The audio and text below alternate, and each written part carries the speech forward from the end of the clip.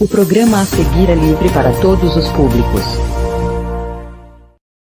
O programa Conexões é um oferecimento de ADV Pharma, segurança e praticidade para toda a família. Amo Vacinas, fazendo bem e prevenindo doenças. Zelo Óticas, a sua ótica de confiança.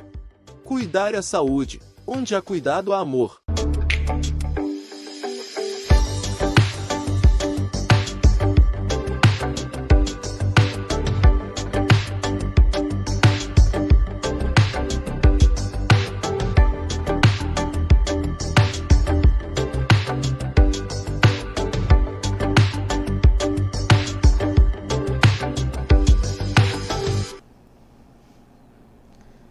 Olá pessoal, boa noite, tudo bem com vocês? Espero que sim.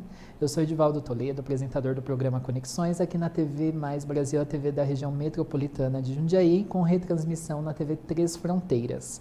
Hoje a nossa convidada é a Natália Passilon Cal. Ela é fisioterapeuta com especialização ou especialidade de atuação em incontinência urinária, dor em relação sexual, respiratória e gestação pós-parto. Natália, muito obrigado por ter aceito o convite e ter vindo aqui para falar para um público geral, né? Hoje o assunto não é especial aos 60 mais, é para todos, né? Principalmente incontinência urinária, né? Eu acho que é o grande público que você atende hoje. Sim, eu quero agradecer o convite, muito obrigada. Foi um pouco disputado, né? A minha vinda aqui, mas estou muito feliz, muito obrigada.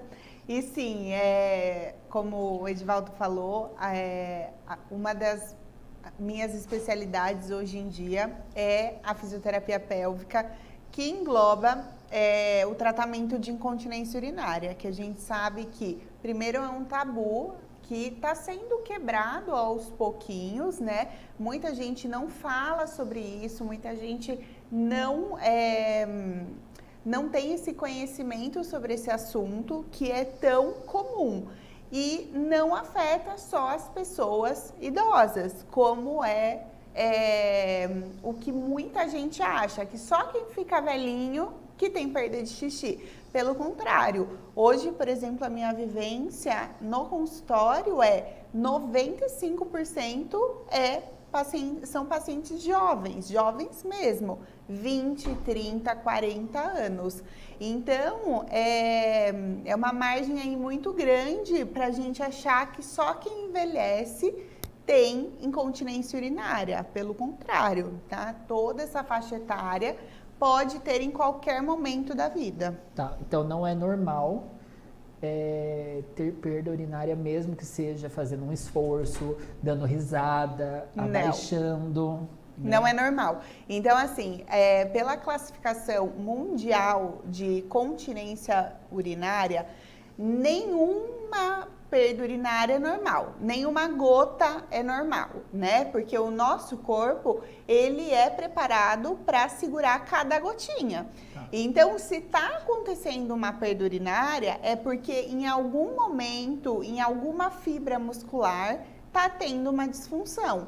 Então, isso tem que ser investigado, porque quando não é investigado, isso pode evoluir para casos mais graves de incontinência, até chegar num prolapso uterino, que é a queda da bexiga e de outros órgãos para fora mesmo do canal vaginal, por exemplo. Marília Gabriela teve recentemente um prolapso. Sim, e assim, isso é menos falado ainda e é muito comum, tá? Então, o que acontece? A bexiga, de tanta fraqueza ali no assoalho pélvico, ela despenca, ela cai mesmo. Por quê? Esses músculos que estão fracos eram para sustentar tudo isso.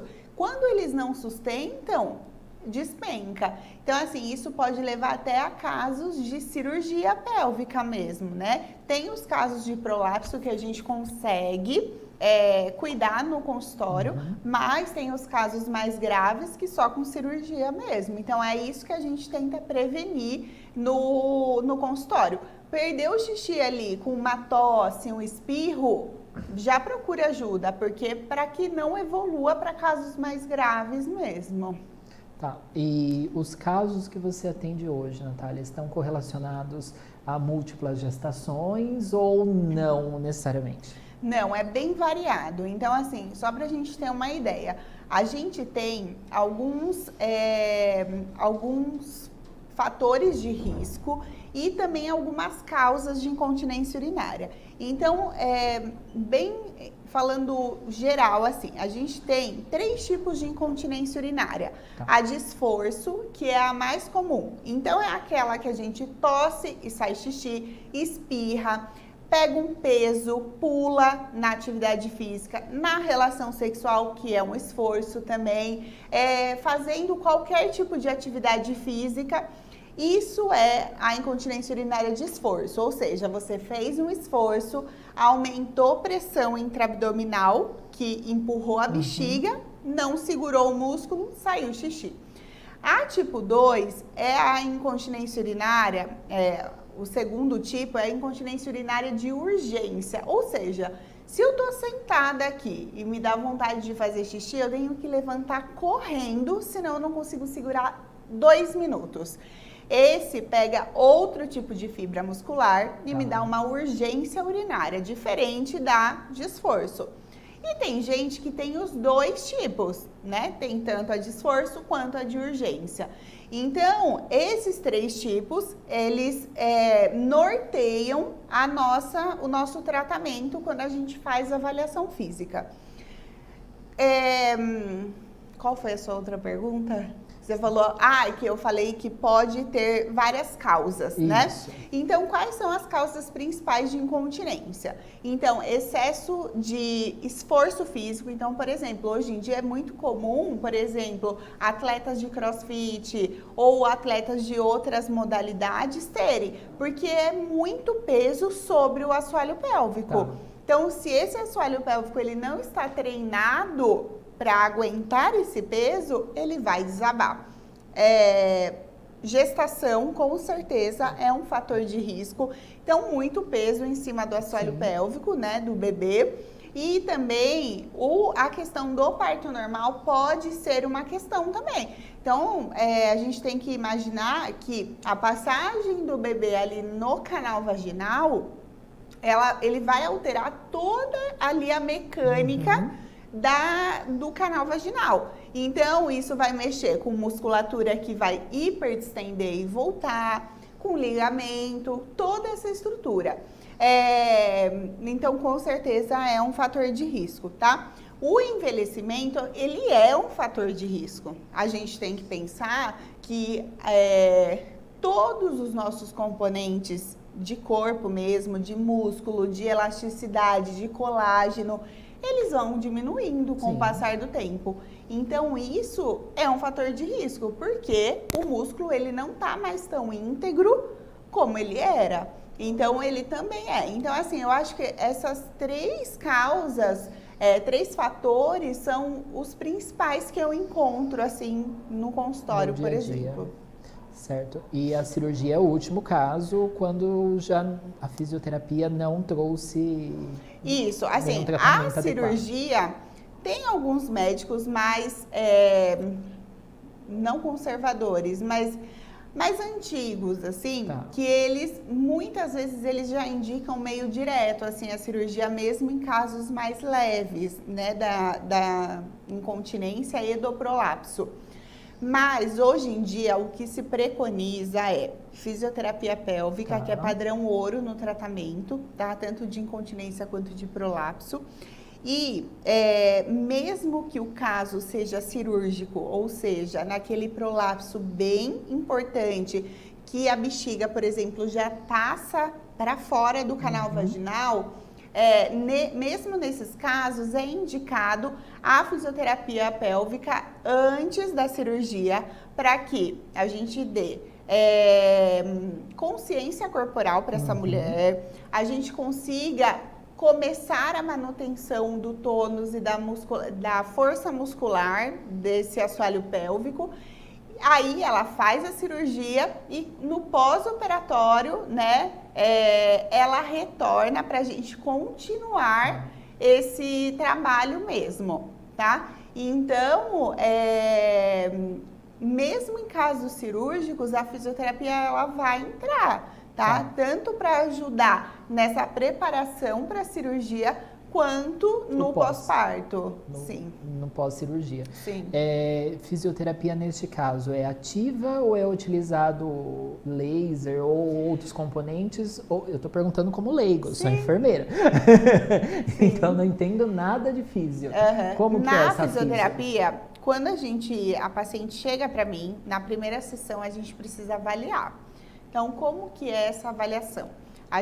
É uma avaliação, primeiro, de eu perguntar muitas coisas para ela, da vida, de antecedentes de doença, sim, tudo, né? Como uma consulta com o médico mesmo, que ele vai perguntar uma série de coisas. A gente vai entrar mais para a parte de fisioterapia pélvica, então hábitos terinários, hábitos evacuatórios, a parte de alimentação, que influencia bastante essa questão da micção dela, sim, da parte urinária. Quanto de água ela faz ingesta. Exatamente. E outros alimentos. Então, eu não sei se você sabe, mas assim, existem alguns alimentos que eles são irritativos para a bexiga. Então, por exemplo, comidas apimentadas, refrigerante, chocolate, que mais? Frutas cítricas. Condimentos. Isso. Café, chá preto, essas bebidas que são estimulantes. Todos esses alimentos, o que acontece? Quando elas são ingeridas, o corpo vai fazer a digestão e cai lá no rim para serem excretadas, causa uma urgência ali na bexiga. Para uma pessoa que já tem uma questão de xixi, às vezes uma urgência, isso vai piorar o quadro. Então, isso é muito importante a gente saber na avaliação, porque às vezes é uma pessoa, por exemplo, que bebe café o dia inteiro. E aí, às vezes, o que pode acontecer? A gente vai tratar e vai nadar contra a maré. Porque a gente não está cuidando de todos os aspectos ali do tratamento. Então, a primeira parte da avaliação é essa, que eu sento com o paciente, pergunto todas essas questões para a gente conseguir tratar ele como um todo. Depois, eu preciso avaliar ele fisicamente. Então, como que é essa avaliação física, que é, na verdade, um grande tabu? A avaliação física, a gente precisa fazer a avaliação ginecológica mesmo. Então, a paciente vai deitar na maca, vai pôr um aventalzinho, e eu preciso tocar essa região do canal vaginal. Por quê? Eu preciso saber se ela tem consciência corporal, no sentido de saber o que é contrair, o que é relaxar essa musculatura do assoalho pélvico. O que isso tem a ver? Se ela tem uma incontinência urinária de esforço, ou seja, ela tosse e perde xixi, normalmente isso está ligado com uma fraqueza muscular, ou seja, quando eu vou avaliar, eu introduzo o dedo e falo, aperta o meu dedo. Ela vai ter um apertão sutil, muito fraco. Então, essa resposta já vai nortear o meu tratamento. Então, eu tenho uma escala específica de força muscular ali para o assoalho pélvico que a gente utiliza, de sensibilidade. Enfim, uma série de norteadores mesmo para a gente começar o tratamento. E uma avaliação visual também, para saber se está distendido ou não. Exatamente, né? O tônus do músculo, sim, se é um músculo mais flácido ou não. E aí, a partir disso, a gente começa o tratamento. Como é o tratamento? Além do tratamento manual mesmo, ou seja, às vezes a paciente ela pode ter um músculo tenso, aí a gente vai soltando esse músculo com a mão mesmo, com o dedo, ou seja, relaxando esse músculo. E a gente tem uma série de equipamentos que a gente pode usar. Então, dentre eles, quais são os que eu uso no consultório? A gente tem eletroterapia, então aquele famoso choquinho mesmo da fisioterapia, a gente pode usar ele tanto externamente, então na região da virilha, tudo, quanto intracavitário. Então, a gente tem uma sonda específica, sim, que a gente coloca para uma série de coisas. Então, por exemplo, tem paciente que não consegue contrair nada, zero. Quando eu peço lá, aperto o meu dedo, ela não tem essa noção. Então, por exemplo, a eletroterapia vai me ajudar a acordar esse músculo que não tem consciência. Então, a gente usa eletroterapia, a gente usa os famosos cones vaginais, que são os pezinhos para o assoalho pélvico. Então, igual numa academia, que a gente usa aqui o pezinho para o braço, tem o pezinho para o assoalho pélvico, que a gente vai progredindo conforme ela vai conseguindo manter ele lá dentro. Então, o que a gente faz? A gente coloca e faz um exercício associado. Então, ela vai sentar e levantar, ela vai andar no consultório, tudo isso com o pezinho, para que ela não deixe o pezinho escorregar. Para isso, tem que ter uma contração e uma ativação dessa musculatura, tá? Então, os cones, a gente tem o biofeedback, que também é um aparelho que ela consegue, introduzindo a sonda no canal vaginal, ela consegue visualizar quando ela contrai. Então, quando ela aperta a sonda, a luzinha sobe. Quando ela relaxa, a luzinha desce.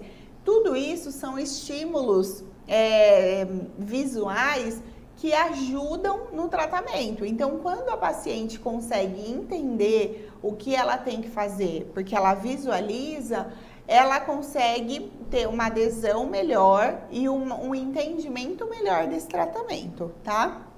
Então, o biofeedback, ele pode ser feito de várias maneiras. Tem o aparelho de biofeedback mesmo e tem alguns outros aparelhos que são só modelos diferentes. Sim. Um que é uma sonda, outro que é como se fosse uma anteninha.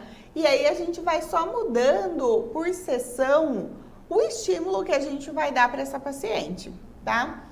Além disso, eu uso bastante no consultório, que é a LED terapia, tá? Que é um parente do laser, assim. Tá. A LED terapia é uma luz infravermelha que a gente coloca na frente da vulva da paciente. E o que ela ajuda? Ela ajuda ali no estímulo de estimulação sanguínea no local, produção de colágeno no local. Se a paciente, por exemplo, for um pós-parto, que tem algum machucadinho, às vezes fez uma laceração pós-parto, consegue também ajudar na cicatrização dessa vulva. Então, eu uso bastante a LED terapia. Que mais que a gente usa? Os exercícios funcionais, sim, tá? Então, assim, exercício físico, ele é um aliado em qualquer momento.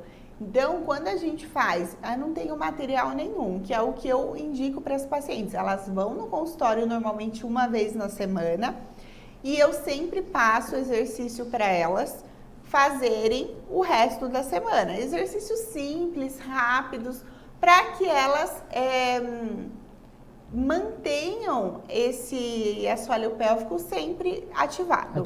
E aí na casa delas, elas não têm esses materiais todos. Então, são exercícios que a gente consegue fazer para que todo mundo consegue fazer.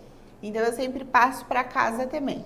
E aí, o que é importante falar é que cada caso é um caso. Então, tem paciente que não se adapta com o aparelho, tem paciente que já vai melhor com tal aparelho, tem paciente que tem uma sensibilidade com um aparelho ou outro. Então, assim, tudo isso é muito pessoal, tá? E a gente vai vendo sessão por sessão, paciente por paciente. De modo geral, elas aceitam o tratamento proposto, mesmo que seja a introdução? Sim.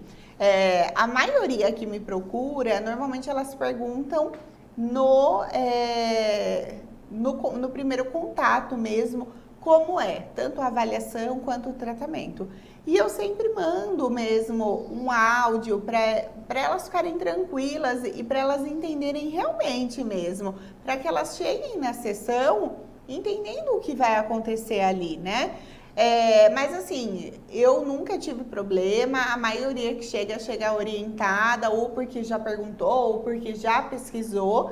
Então, assim, a gente não tem problema e é sempre dentro do limite da paciente. Sim. Então, eu sempre falo, tem paciente que é mais sensível, então, às vezes, por exemplo, muitas pacientes que me procuram por dor na relação sexual, né? Então, é um caso muito sensível mesmo, que muitas vezes a gente demora várias sessões para conseguir introduzir mesmo na avaliação. Ela não consegue o toque mesmo pela dor ali no local. Envolve vários fatores, né? Muitos fatores.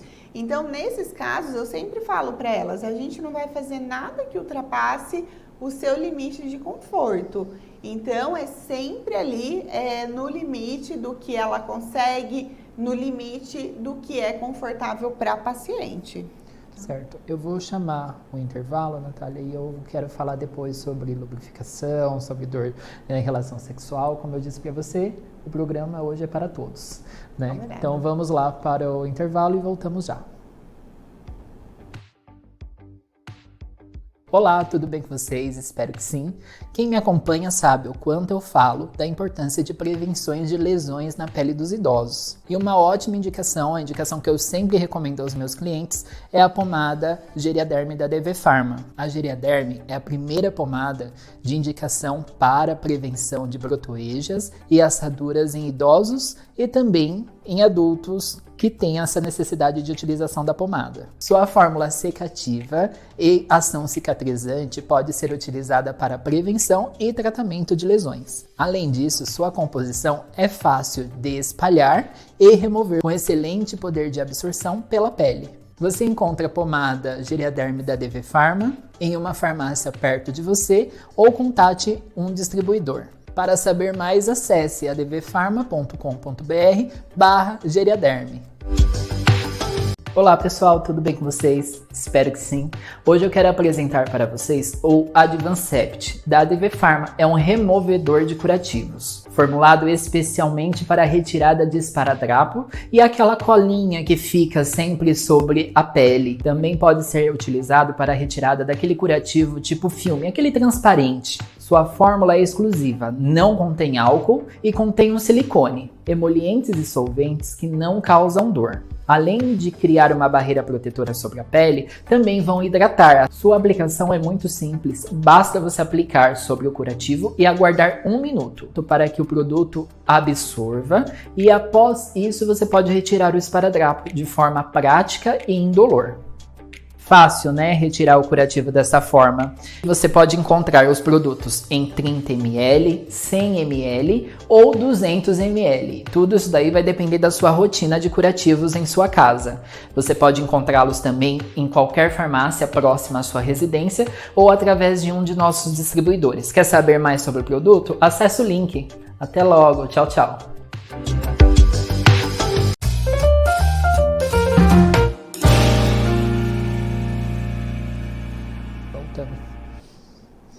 Olá pessoal, estamos de volta hoje com a Natália, que é especialista em saúde urinária e sexual. Agora a gente vai entrar nessa parte um pouco mais para ficar muito claro, né? Porque eu tenho idosos, igual eu estava falando para você nos bastidores, que perguntam para mim, é normal ter dor na relação? Não, não é normal. Eu sei que não é normal, mas eu não sei orientar. Para isso a gente temos uma especialista hoje aqui, a Natália.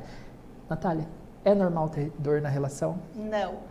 Em momento nenhum, na verdade. Nem no início, nova, nem na penetração, nada disso. Nenhum. E assim, a dor na relação sexual, ela tem vários fatores que podem acontecer. Então, a gente vamos começar assim, do começo mesmo. Quais são os maiores causadores das dores nas relações sexuais que eu encontro no consultório e que são fatores de estudo mesmo? Primeiro, pessoas que foram abusadas sexualmente. Então, às vezes na infância, às vezes um pouco mais tardio. E aí, o que acontece? É como se ela tivesse guardado aquela memória nela.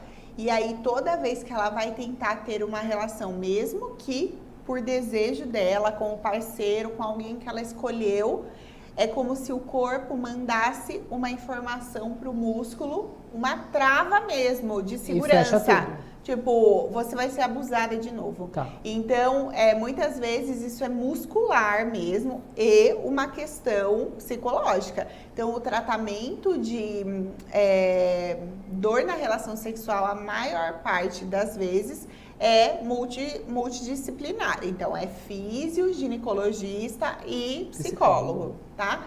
Então, o abuso é uma das causas. Uma educação muito rígida. Então, pais que criaram os filhos muito não pode, por N motivos, também gera um bloqueio nessa pessoa. E a questão de religiosidade também, que às vezes a pessoa cresce num ambiente também muito rígido, né, com as crenças ali dela, e mesmo depois ela não consegue se soltar, mesmo dentro de um contexto que em tese para ela seria o ideal, né, que é o permitido ali da fé dela. Ela não consegue, porque o corpo, por muito tempo, o cérebro mandou... Mesmo casada, às vezes não consegue ter uma relação sexual eficaz. E aí, isso não envolve só a relação sexual. Uma pessoa que tem dor, por exemplo, na penetração, na relação sexual, ela vai ter dor para fazer um exame ginecológico, ela vai ter dor para colocar um absorvente interno. Ela não, às vezes ela nem consegue nada, porque a dor na relação pode ser de vários jeitos. Sim. Pode ser só na entrada, pode ser lá no meio, assim, da penetração, pode ser lá no fundo, e às vezes, quando os casos são mais graves, que a gente chama de vaginismo, é quando ela não consegue zero penetração. Tá. Assim, às vezes nem na avaliação ginecológica eu consigo tocar ali mesmo, que é como se o músculo já fizesse um espasmo ali, tipo, não deixa, ele trava. E aí, nesses casos, o que a gente precisa fazer? A primeira coisa, a gente precisa desensibilizar toda essa região, né? Vou falar aqui da parte só da físio, mas lembrando que é um trabalho em conjunto muito importante com a psicologia, tá? Porque eu posso fazer o que for ali naquele músculo, mas se a cabeça dela não estiver preparada ali para liberar todo esse acesso ao músculo dela, a gente não vai conseguir ganho nenhum. Então, assim, da parte da físio, a gente desensibiliza toda essa região. Então, com técnicas, às vezes, de toque por fora da região ali do canal vaginal, na perna mesmo toque. Se a gente tem algum aparelho que tem algum efeito vibratório mesmo, só de relar ali, a gente vai desensibilizando o músculo. Tá. Aí, conforme a gente vai conseguindo um toque maior na região do canal vaginal, a gente vai soltando essa musculatura. Então, imagina que aqui o meu braço é uma musculatura muito rígida. Eu vou fazendo uma massagem mesmo ali em toda a parede do canal vaginal, para que esse músculo ele vá soltando, ele vá liberando esse acesso mesmo e ficando mais relaxado ali, tá? Para que a gente consiga uma melhor terapia e, posteriormente, ou a penetração, ou o exame ginecológico. Tirando isso, a gente consegue fazer eletroterapia, que é uma aliada muito legal. Tá. Então, quando a gente consegue a introdução no canal vaginal, a gente põe a sonda e liga em alguma modalidade de sensibilização, de dor mesmo, para tirar a dor, como se fosse aqueles choquinhos mesmo da físio, que são bem conhecidos. Então, a eletroterapia, ela é uma aliada. Quando a gente consegue desensibilizar, tirar esse aumento de força mesmo, de rigidez ali, a gente consegue também posteriormente fortalecer. Então a gente tem que lembrar que um músculo tenso não é um músculo forte. Então, quando a gente consegue resolver essa primeira etapa, né, do tratamento, a gente consegue fortalecer esse músculo e aí continuar o tratamento. Diferente do tratamento da incontinência urinária, esse tratamento ele tende a ser um pouco mais longo, porque a incontinência urinária, na maioria das vezes, é uma questão muscular ali. Então, a gente vai tratar, eu sempre falo para as pacientes que normalmente é entre 8 e 12 sessões, que é o que a literatura mostra pra gente, que é o tempo do músculo ali criar uma força e me mostrar um resultado legal. Agora, a questão da dor na relação sexual vai muito além de só ali trabalhar o músculo. Então, normalmente é um tratamento um pouquinho mais longo, né? Um pouquinho mais lento. Porque não é só físico, né? É emocional. E isso às vezes leva mais tempo. Sim. Né? E a questão da lubrificação? A lubrificação, a gente tende a ir perdendo, né? A mulher tende a ir perdendo ao longo do tempo, e isso é uma questão comum. Então, ela também é uma causa multifatorial para ser tratada e entendida. Então, primeiro, a mulher, ela faz acompanhamento no ginecologista para reposição hormonal, para ver como que tá a taxa de hormônio, de vitamina, tudo, porque isso influencia diretamente. 2, como que tá a situação com o parceiro dela? É uma relação que ela quer? Porque eu já recebi muitos pacientes no consultório que elas não tinham uma relação boa com o marido, às vezes de muitos anos, e isso impacta direto. Às vezes ela não tem nenhum problema muscular, ela não tem nenhum problema hormonal no sentido de faz o acompanhamento certinho com o ginecologista, tá com as vitaminas em dia, não tem tem uma reposição hormonal em dia, só que ela tem ali uma relação que não é prazerosa para ela. Então, nesse caso, é muito difícil ela ter essa lubrificação, né? O que eu indico, né, na maioria das vezes, é o uso de lubrificante mesmo, sim, porque muitas mulheres não têm isso, elas têm uma diminuição dessa lubrificação bem importante com o passar dos anos. Então, o uso de lubrificante ou até alguns lubrificantes mais naturais. Às vezes a pessoa não quer ir comprar os lubrificantes, mas o uso, por exemplo, de óleo de coco mesmo já ajuda muito essa mulher nessa questão na relação sexual. Às vezes, com o uso, por exemplo, eu tenho pacientes mais jovens que têm uma lubrificação diminuída e que quando vão colocar, por exemplo, absorvente interno, os copinhos coletores menstruais têm muita dificuldade por conta disso. Então, o olhinho de coco, eles são muito assim, indicados para isso, porque eles são naturais e de fácil acesso mesmo. Tá.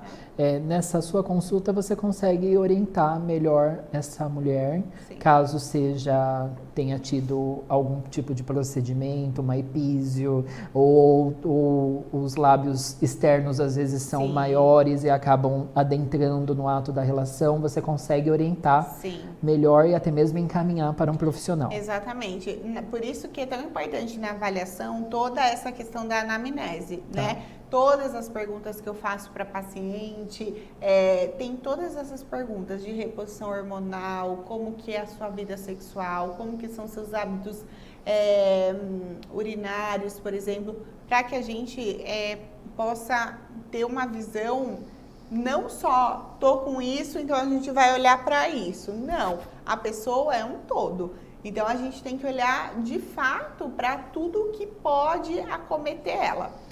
Uma aliada muito importante que eu vou começar a trabalhar em breve no consultório e que uma das indicações é a baixa lubrificação da mulher é a radiofrequência. Eu não sei se você conhece, a radiofrequência ela é um aparelho, sim, né, bem parecido com o laser, sim, tem suas indicações para N coisas. E uma delas é a lubrificação. Então, ela melhora essa questão na paciente, às vezes com poucas sessões, tipo 3 sessões, por exemplo, e a gente tem uma melhora importante. Tá? A lubrificação é uma das grandes queixas das mulheres na pré-menopausa, né? Mas eu acho que seria o ideal a lubrificação sempre, né? Independentemente se a pessoa tem uma idade ou não, ou ela está em pré-menopausa ou não, sempre usar como aliado, até para evitar fissuras e tudo mais. Exatamente. Eu já tinha visto muito antes, assim, essa indicação, e quando eu comecei a indicar para as pacientes e elas começaram a fazer, e foi muito legal para ter esse feedback mesmo real das minhas pacientes, pegar uma cartelinha de remédio que a gente destaca, deixa ela guardada até terminar a última, e o que você faz? Lava com água, coloca o óleo de coco e põe no freezer. E aí vai ficar as, sim, capsulinhas, e aí você introduz e deixa. Então, assim, é uma coisa super barata, né? Porque Natural. você compra o vidrinho e vai durar bastante, natural. E você consegue ali, é uma cápsula super pequena, você pode colocar todos os dias. E você não tem, assim, nenhum efeito contrário que possa fazer mal para a sua saúde. Aliás, isso ajuda até às vezes, se você tem ali, tá com aumento de proliferação de certas bactérias ali, isso ajuda até nessa questão. Então, isso é uma dica, assim, muito legal, que dá para fazer em casa e ajudar nessa lubrificação. Bem, uma coisa super acessível, tranquila. Exatamente. E muitas vezes a pessoa tem uma inibição de ir na farmácia comprar um lubrificante, né? E que não precisa, saber. Gente. E ninguém precisa saber nesse caso. Sim. Por exemplo, às vezes é uma coisa que ela não quer que ninguém saiba, ela vai fazer, deixar ele no cantinho do freezer e ela coloca depois que ela toma banho, um pouco antes, enfim. E aí fica uma coisa super fácil, né? Natália, eu recebi uma pergunta aqui no WhatsApp. Minha mãe tem infecção de urina de repetição. A fisioterapia pode ajudar a diminuir? Ela pode ajudar, mas assim, quando a paciente está com uma infecção urinária ativa, a gente não faz o tratamento no consultório, tá? A infecção urinária de repetição, ela pode também ter 1 milhão de causas, né? Tanto de fatores de questões de saúde da paciente, quanto fatores externos. Inclusive, um dos fatores externos muito comuns é paciente com incontinência urinária acostuma a pôr absorvente na calcinha, né? Porque se escapar uma gotinha, tem um absorvente, não molha minha calcinha. Conforme ele vai usando a longo prazo aquele absorvente, ele vai tendo maiores chances de ter infecção urinária. Porque imagina que fica xixi ali, né? Então, assim, o que a fisioterapia pode ajudar? Se essa é uma causa, né? É um dos fatores que estão contribuindo para a infecção urinária. Então, se a gente trata a incontinência urinária, ela deixa de usar esse absorvente com frequência, então eu tiro um fator de risco. Sim. Então, pode ajudar, tá? Então, a gente precisa ver, primeira coisa, o porquê isso está acontecendo. Se tem a ver com algum outro fator, mas tem alguns fatores que a gente consegue ajudar sem dúvida nenhuma. Tá, e que não é normal ficar usando absorvente, não, né? Nunca. Não é normal. Nunca. E é muito comum, muito comum, muito comum. Porque eu entendo, eu falo para as pacientes, eu entendo que você se sente mais segura com absorvente, mas eu quero que você entenda que isso vai te causar muito malefício. Uma das questões que elas me trazem é o seguinte: eu não gosto do cheiro, né? Porque, gente, a mulher tem cheiro, né? A gente brinca. A vulva da mulher, o canal vaginal da mulher, ele não vai cheirar flores, não vai. Porque hoje em dia até tem a questão do perfume íntimo, né? Que não é indicado, tá? Isso perfume íntimo, sabonete que tira cheiro e coloca cheiro de orquídeas. Exatamente. Papel higiênico com coloração Tudo. ou com cheiro. Gente, por favor. Não, porque tudo isso pode prejudicar a sua saúde íntima, tá? Então, assim, o canal vaginal, a sua vulva, ela tem cheiro de vulva. Claro que um cheiro forte, um cheiro que você está com infecção, isso não é normal. Mas tem um cheiro característico, isso é normal, né? Sim. Então, assim, tudo isso a gente tem que parar de achar que é normal. Eu vou usar o absorvente porque eu não quero cheiro nenhum. Não, isso está errado. Às vezes você vai até minimizar um cheiro que poderia te dar uma atenção para um problema.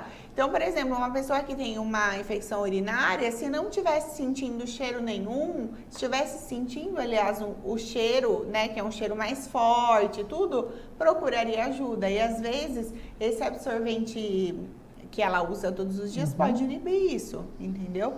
Então, assim, não é normal, não usem o absorvente, porque os malefícios são muito maiores do que ali o conforto que a gente acha que pode trazer pra gente. Tipo de calcinha ideal? A calcinha ideal é a calcinha de preferência de algodão, né? É assim, aquelas calcinhas de renda, usar muito no dia a dia, elas não são indicadas porque elas deixam ali a região íntima mais abafada, Tá. né? Então, gente, o ideal, assim, saúde íntima, lavagem com água, só água, tá? Não lavar dentro do canal vaginal. Muita gente acha erroneamente que às vezes enchilar, sabe, com o chuveirinho, a água dentro do canal vaginal é certo. Não, pelo contrário. Você pode até aumentar ali proliferação de bactéria, machucar o canal vaginal. Então, não, a lavagem com água é só ali na vulva mesmo, tá? Nada de enchilar com chuveirinho dentro do canal Até porque vaginal. sua microbiota vai tudo embora. Exatamente, perfeito. Que mais? Não usar absorvente íntimo, Sabonetes que tiram Sabonetes, cheiro, isso. coloca outro, né? Exatamente. Papel higiênico colorido com cheiro, tudo isso daí também não é indicado. Não. E outra coisa que muita gente usa são os lenços umedecidos. Também, mesma coisa. Uma coisa é você usar de vez em quando, levou ali para uma situação ou outra, tudo bem. Agora, tem muita gente que usa de hábito mesmo, deixa ali no banheiro e toda vez. O lenço umedecido, ele também tem substâncias que é a mesma coisa. Então, você tá passando ali como se fosse um sabonete, que a gente já falou que não é para usar. Então, do mesmo jeito, o lencinho umedecido para uso contínuo e diário também não é indicado. Não é aconselhado. Isso. Tem marcas que são toalhas geriátricas que não tem perfume, não tem cheiro. É de fato para higiene íntima de paciente acamado, Isso. que é outro assunto, Outra coisa. gente. É outra coisa. Aí é uma condição necessária. Isso. E outra coisa também que a gente indica é, se possível, se a mulher se sentir à vontade, é retirar a calcinha para dormir, por exemplo, porque a gente normalmente fica o dia todo de calcinha, né? Então a gente, por mais que seja uma calcinha adequada, você abafa ali a região que já é úmida e apta para proliferação de bactéria o dia todo. Então, na sua casa, depois do banho, quando você vai dormir, se possível, fica sem a calcinha, né? Fica só ali com os shorts do pijama, enfim.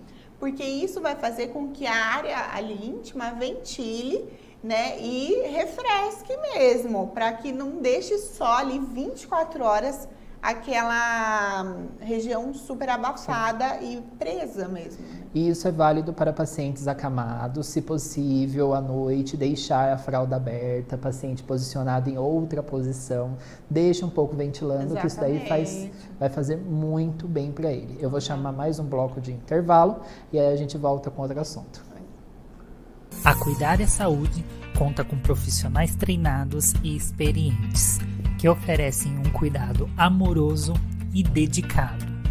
Com atendimento personalizado, cada cuidado pode ser administrado de acordo com a necessidade que seu familiar precisa, tendo mais tempo para você passar com o seu familiar sem se preocupar com as tarefas diárias.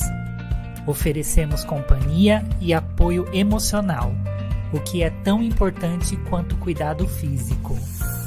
Se você está procurando a melhor maneira de cuidar de quem você ama, fale com a Cuidar é a Saúde. Cuidar é a Saúde. Onde há cuidado, há amor. Bem-vindos à Zelo Ótica, o lugar onde estilo, inovação e visão se encontram. Localizado estrategicamente no coração do bairro Anhangabaú, em Jundiaí, na via de acesso principal da cidade. Aqui na Zelo Ótica, você encontrará mais do que apenas óculos. Nós oferecemos um conceito inovador quando o assunto é moda e saúde para os seus olhos. Não esqueça de aproveitar o nosso espaço especial do café quando vier nos visitar.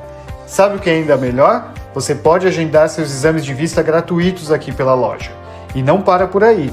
Temos promoções e descontos incríveis durante o mês todo. Afinal, você merece qualidade sem comprometer seu bolso. O pagamento é facilitado com opções de parcelamento, porque sua visão merece tudo, sem complicações. Indique um amigo. Se ele comprar conosco, você ganha um incrível par de óculos de sol. É só passar na loja e buscar. Somos especialistas em lentes. Seja visão simples multifocal, nacional ou importada, nós temos o que você precisa para enxergar o mundo com clareza e estilo. Então, se você está em busca de diversidade, saúde, estilo, óculos de grau, óculos de sol, lentes de contato e muito mais, não perca tempo. Venha nos visitar na Zelo Ótica. Sua visão é única e merece o cuidado e atenção que a Zelo te proporciona. Venha descobrir um mundo de possibilidade para os seus olhos. Zelo Ótica, o foco está em você. Hoje eu quero falar de uma modalidade de atendimento domiciliar que nem sempre as pessoas têm este conhecimento. Você não precisa fazer uma contratação de um cuidador num horário permanente de 12 horas ou 24 horas. Às vezes você precisa apenas de um auxílio ao banho, auxílio apenas a uma consulta ou até mesmo um evento temporário, seja ele 6 horas, 2 horas, finais de semana. Então, a Cuidare também oferece esta modalidade de atendimento. Você não precisa fazer a contratação de um horário cheio e nem uma permanência de longo prazo. É apenas para aquele evento que você precisa.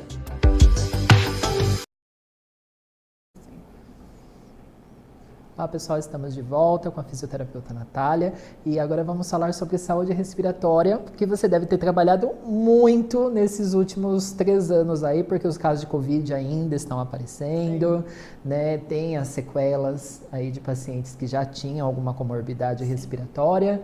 Como que está sendo hoje? A fisioterapia respiratória foi a minha primeira formação, ou seja, há mais de 10 anos que eu trabalho com isso. Atualmente eu ainda trabalho também, eu trabalho num centro de UTI aqui em Jundiaí e com pacientes domiciliares e até no consultório. Então, assim, é um foco de atenção sempre, assim, acho que nunca vai, entre aspas, sair de moda, porque os problemas respiratórios, eles se mantêm, aqueles mais antigos, então aqueles pacientes que fumam ou fumaram a vida inteira, o que vai continuar, porque hoje em dia a gente está saindo do cigarro só, mas só trocando para os pendrives, para os pods, enfim. O que está gerando novos problemas piores do que o do cigarro. E aí, nesses últimos anos que a gente passou pela pandemia, que foram anos terríveis, e assim, por mais que a gente tenha melhorado, assim, muito, a gente ainda vê alguns casos, eu digo casos graves dentro da UTI, mas poucos casos. Mas assim, uma coisa que chama muito a atenção, recentemente eu estive num congresso de pneumologia e a gente falou bastante sobre a reabilitação dos casos pós-Covid até hoje. Então, o que a gente tem analisado é que o Covid melhorou, os casos graves melhoraram, mas a característica para a reabilitação, elas mantêm, ou seja, os casos, aquele famoso Covid longo, né? São os sintomas que perduram por, às vezes, meses, 2 meses de sintomas ainda nos pacientes. E isso é muito importante a gente falar, porque, assim, pacientes não reabilitados, eles vão ficar com sequelas. Sim. Então, quais são essas sequelas? Uma diminuição na qualidade de vida. Então, assim, um paciente que tem uma escada na casa dele, ele não vai conseguir subir essa escada sem ficar muito ofegante ou sem demorar muito mais do que ele demoraria se ele fizesse uma reabilitação.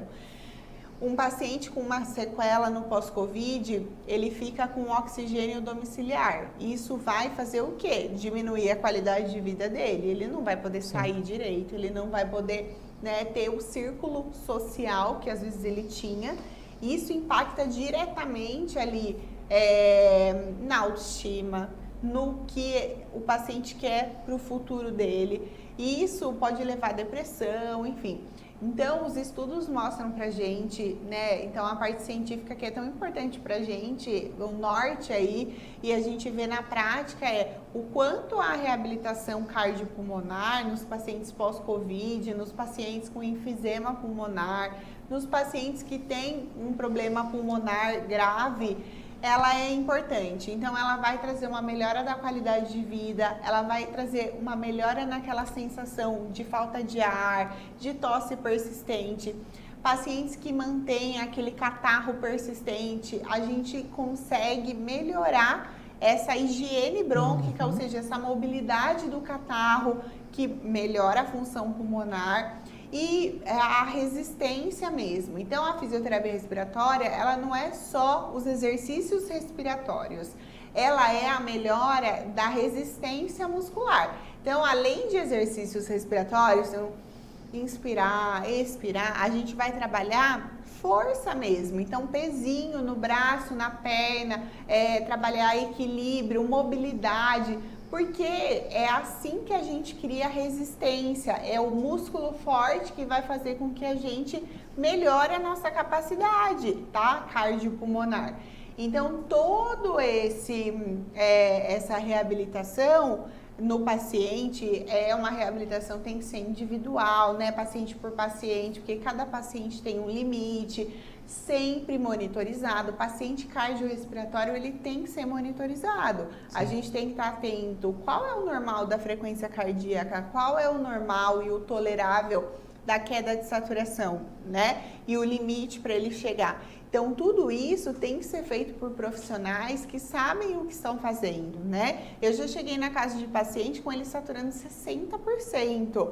Então, assim, a gente tem que estar ali habilitado com uma prática de entender qual é o momento do paciente, de parar, de continuar, de agora é hora para o hospital, porque senão a gente pode ultrapassar um limite e prejudicar mais ainda. Pode fadigá-lo, né? Exatamente, mas a reabilitação cardiopulmonar, assim, ela é padrão ouro no tratamento de pacientes pneumopatas, pós-Covid, pré e pós-cirúrgico, né? Então, sem dúvida, ela é um pilar importante. Natália, eu já trouxe aqui a pneumologista Flávia Magro, o cardiologista Dr. Carlos Henrique, e ambos falaram sobre o cigarro eletrônico, que é uma coisa que vem preocupando muito, porque não sabemos quais consequências isso pode dar. O que você trouxe aí desse simpósio que você fez? O cigarro eletrônico, ele não é novo, mas ele tem sido estudado recentemente, né? E ele mostra que, assim, comparado ao cigarro convencional, ele é muito mais prejudicial. O cigarro convencional, o paciente, né, a pessoa compra um maço e ele vai, nem que ele fume aquele maço, um maço por dia. Mas ele vai fumando e dando um intervalo aqui, um intervalo ali. Ele não vai fumar do seu lado se ele sabe que você odeia cigarro. Então, tem alguns viés que ele vai passando. O cigarro eletrônico, o pendrive, ele não tem isso.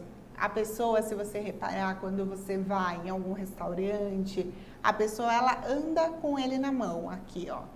E ela, em qualquer lugar, ela põe na boca e põe na boca. Ele é permitido socialmente, isso. Né? Apesar dele não ser legalizado, ele é permitido socialmente, ele não tem cheiro, né? Ele não tem o gosto ruim, que às vezes a pessoa não quer fumar o cigarro convencional porque fica com aquele gosto de cigarro, de tabaco. Ele não tem isso, inclusive ele tem gostos, tem vários sabores.